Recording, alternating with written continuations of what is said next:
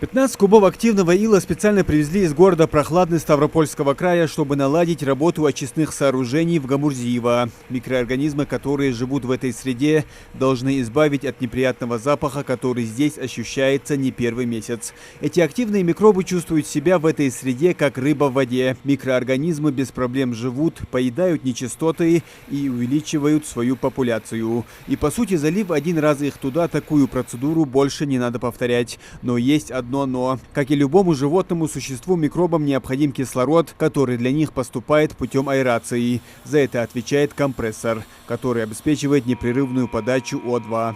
Через некоторое время, как компрессор перестает выполнять свои функции, погибают и микробы, а следом за этим появляется неприятный запах. По словам специалистов, выход из строя компрессора и стал причиной проблем для местных жителей и экологии. Новый агрегат закупили недавно по указанию главы Ингушетии.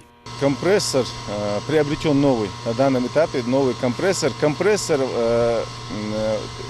Соответственно, восстановлена аэрация в общей емкости поступления вот этих сточных вод. Цикл самой работы восстановлен. Единственное, у нас есть такой момент, что компрессор у нас на данном этапе только один основной. Обязательно, у нас это в планах, нужно приобрести еще один компрессор, чтобы взаимозаменяя они работали, резерв и основной. Еще одной проблемой для очистных сооружений был выход из строя перекачивающего насоса с коллектора Албогачиева в общую емкость объекта. Эта накопительная яма была заполнена, и по сути нечистоты без всякой очистки напрямую утекали в Назранку. На сегодня и этот вопрос решен. На данный момент все функционирует, слива в Назранку на этом промежутке коллектора уже нету. Оно все перекачивается в общую емкость насосных очистных сооружений. Замена компрессора и перекачивающего насоса все проблемы очистных сооружений разом не решает.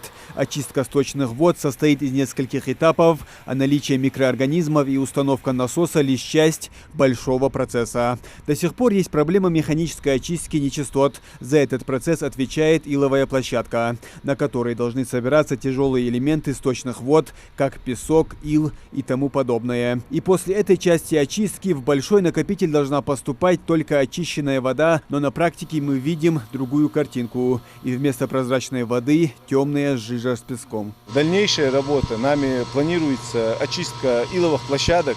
Это тоже закладывается уже. По этому поводу уже мы работаем. Как вы сейчас наблюдаете, запах намного уже не такой, как был изначально.